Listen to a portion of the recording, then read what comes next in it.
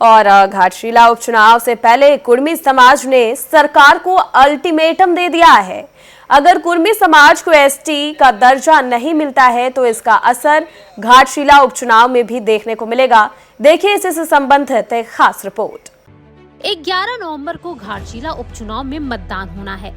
BJP Jhamumo सहित 14 उम्मीदवार इस उपचुनाव में अपनी किस्मत आजमा रहे हैं, लेकिन इन सब के बीच कुर्मी समाज अपनी मांगों को लेकर प्रत्याशियों के बीच उलझन पैदा कर दी है। कुर्मी आंदोलनकारी अमित महतो ने कहा कि अगर 15 दिन के भीतर केंद्र और राज्य सरकार कुर्मी समुदाय की 3 सूत्री मांगों की वार्ता के लिए आगे नहीं आई तो कुर्मी समाज घाटशिला उपचुनाव का बहिष्कार करेगा। यानी कुर्मी समुदाय उपचुनाव में किसी भी राजनीतिक पार्टी को वोट नहीं करेगा।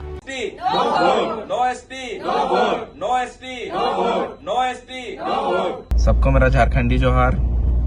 और अभी हम लोग घाटशिला उपचुनाव में नो एसटी नो वोट के तहत समाज को हम लोग जागरूक कर रहे हैं कि 75 सालों से जो हम लोग का डिमांड है और उस पर कोई भी एक सकारात्मक पहल अभी तक नहीं हो पाया है, ना कोई वार्ता हो पाई है। 2024 में एक वार्ता हुई थी, लेकिन उसके बाद आज इतना बड़ा आंदोलन हुआ रेल टेका 2025 में, हमें डेट देके भी आगे मीटिंग्स नहीं हो पाया और वार्ता नहीं हो पाया। इसीलिए हम लोग ये आह्वान किए हैं अपने समाज को कि नो एसटी नो वोट के तहत कि एक सकारात्मक डायलॉग हो स्टेट गवर्नमेंट और सेंट्रल गवर्नमेंट के साथ, एक बात हो ताकि हमारी जो डिमांड्स है उस पर सरकार क्या चाहती है। और इस इलेक्शन के माहौल पे हम लोग देखना चाहते हैं कि सरकार क्या इस पे जवाब देती है, राज्य सरकार और केंद्र सरकार दोनों। और इसीलिए हम लोग ये आह्वान किए हैं और हमें उम्मीद है कि सरकार जल्दी हम लोग से वार्ता करेगी, दोनों सरकार, केंद्र सरकार और राज्य सरकार। और अगर वार्ता नहीं होता है तो फिर समाज स्वतंत्र होगा कि उसको वोट देना है, नहीं देना है, वोट का बहिष्कार करना है, नोटा में मारना है, क्या करना है। घाटशिला में उम्मीदवार प्रचार प्रसार से चुनावी रंग जमाने लगे हैं और ऐसे में कुर्मी समाज की घोषणा से प्रत्याशियों को वोट बटोरने में पसीने छूटेंगे, क्योंकि कुर्मी समाज की 30 से 40 हजार आबादी वोट नहीं डालेगी और यह फैसला समाज के हक और अधिकार के लिए लिया गया है। कुर्मी समाज के वोट बहिष्कार की घोषणा के बाद बीजेपी और कांग्रेस की चिंताएं बढ़ गई है और उनका मानना है कि लोकतंत्र में वोट बहिष्कार सही कदम नहीं है, बल्कि अपनी मांगों को संवैधानिक तरीके से सरकार के समक्ष रखना चाहिए। नहीं, देखिए, मुझे ये लगता है कि यह लोकतंत्र के लिए ठीक नहीं है। अपनी मांग मांगना यह संविधान इस बात का अधिकार देता है, लेकिन संविधान इस बात का भी अधिकार देता है कि आप अपने मत का प्रयोग करें। वोट का बहिष्कार या किसी भी समस्या का समाधान नहीं है।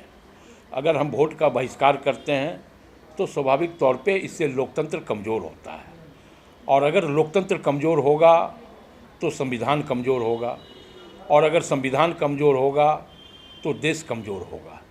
इसलिए मुझे यह लगता है कि लोकतंत्र में वोट का बहिष्कार नहीं होना चाहिए।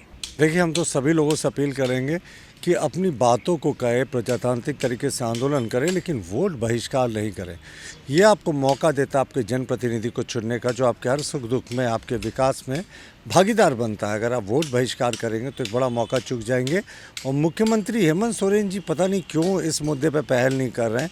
जो दोनों प्रमुख समुदाय हैं जिनमें थोड़ा मनमुटाव होता दिख रहा है झारखंड में, ये हज़ारों वर्षों से एक साथ रहते आए हैं, बहुत सौहार्दपूर्ण वातावरण से।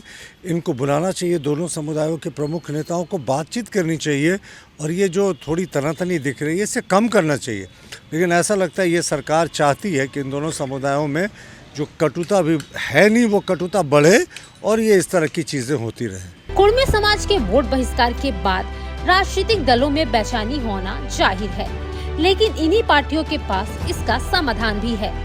सहयोगी रवि के साथ संजीव सिन्हा की रिपोर्ट।